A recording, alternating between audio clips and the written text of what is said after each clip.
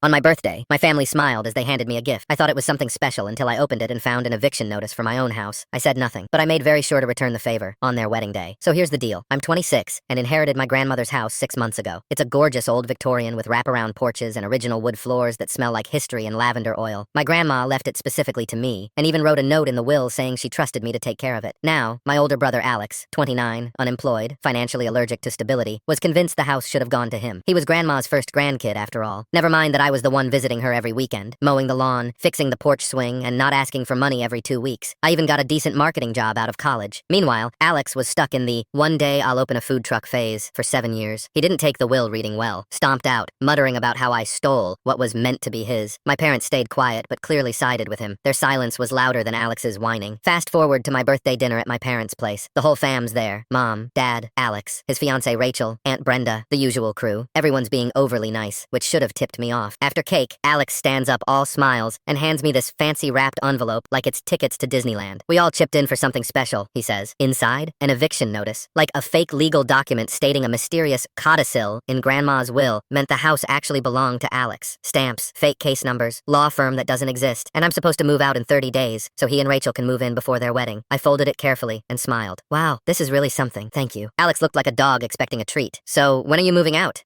I'll think about it. I didn't argue. I just enjoyed my cake and changed the subject. Monday morning, I took that mess straight to my lawyer. She laughed so hard I thought she'd choke. This law firm isn't real. The formatting's awful. Did they seriously use Microsoft Word? But it got way better. Turns out Alex had been going around telling everyone, including Rachel, that I was giving them the house as a wedding gift. Rachel had even sold her apartment already. They were planning to flip my house to fund Alex's food truck. He even texted me about move-out dates like this was a done deal. I kept my replies vague, still reviewing the paperwork. Logistics are tricky. You know lawyers. And I waited. 3 months later, it's wedding time. Beautiful outdoor ceremony at a fancy country club. Around 150 guests, string quartet, ice sculptures, the whole Pinterest board. After dinner, I stood up and tapped my champagne glass. Alex has always gone after what he wants, I began. He smiled. He's always believed in taking what he thinks is rightfully his, still smiling. So in the spirit of giving people what they deserve, I pulled out an envelope and walked over to Rachel. Alex told you I was giving you the house as a gift, right? She nodded slowly. Well, here are the real ownership documents. The original will. Grandma's handwritten note about why she left it to me. Everything. You deserve to know the truth. She opened the envelope with shaking hands, silent, dead silent. Her face went sheet white. You lied to me, she said, but it was so quiet the whole room heard it. You told me we'd use the money from the house. I sold my apartment. We spent our savings on that stupid food truck deposit. She stood up in her wedding dress, heels clicking on the floor like gunshots, and walked straight out the reception hall. Alex chased her, too late. She was already in her bridesmaid's car, tearing out of the parking lot like Fast and Furious, just divorced edition. The marriage? Annulled 3 days later. Alex moved back in with Mom and Dad, tail between his legs. The family doesn't really talk about the birthday prank anymore, but my porch? Still wrapped in hydrangeas, still mine.